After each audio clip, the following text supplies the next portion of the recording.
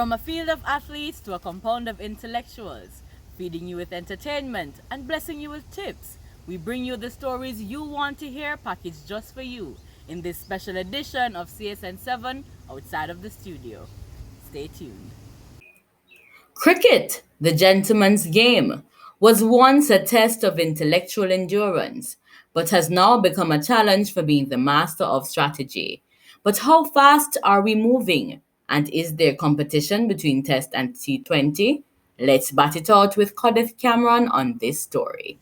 From playing for 4 to 5 days with a total of 4 innings, 1 day matches, single innings, and 20 overs, we saw the game of cricket gradually transition from Test to T20. But how do we embrace something quicker and more exciting without forgetting what made cricket a gentleman's game? Garth Williams shares his insight with us.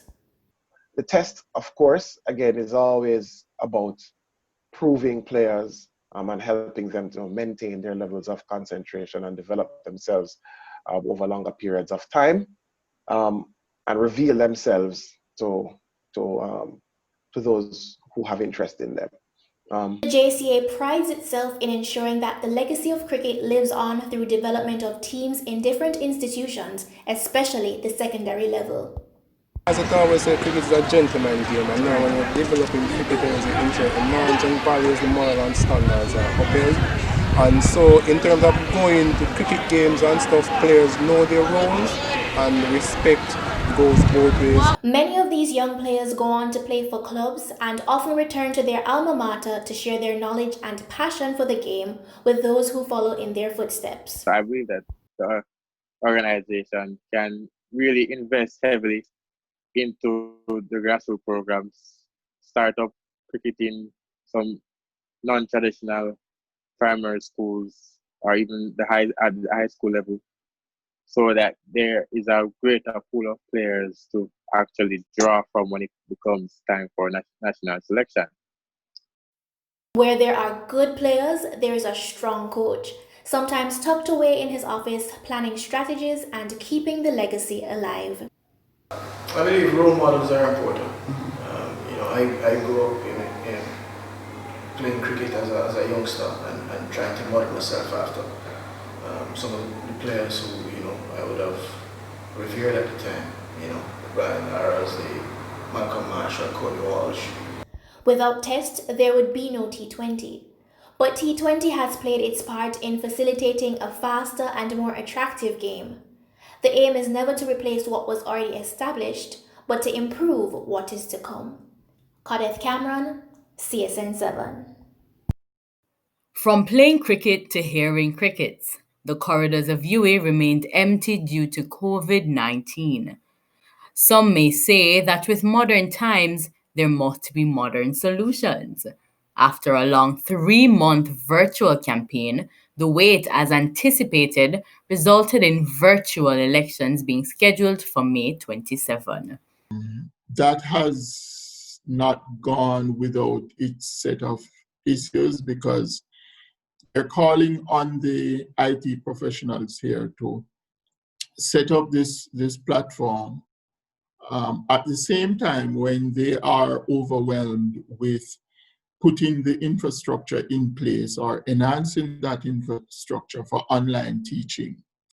New restrictions for the campaign was now an abrupt inconvenience for the candidates. A restructuring of strategies would now be necessary, along with ensuring that they maintained voter confidence and interest. Then the question kind of becomes, how do you do a virtual hall walk? Which you can't necessarily do specifically, like you could do an Instagram live or you could do a Zoom session or something of the sort, but it won't have that same effect. So you have to create different programs or different initiatives that really reach the students. Many candidates use this opportunity to help students during this period of online schooling. Showing them some ways that they probably wouldn't know. For instance, the other day I put out a graphic for the Mona Library online system, and I explained some of the things that can be done through that online system. I also released a video before classes began that was to assist the students, showing them how to get access to their UE email. Candidates had a serious concern with reaching their online audience. One experienced Guild member shared that in previous years, the physical elections had the same concerns. Way up in the thousands, 16, 18,000, 19,000 students being registered to vote or being approved to vote. And then you have 4,000 students participating in the Guild elections. There is no ignorance to the nature of reality as we know it.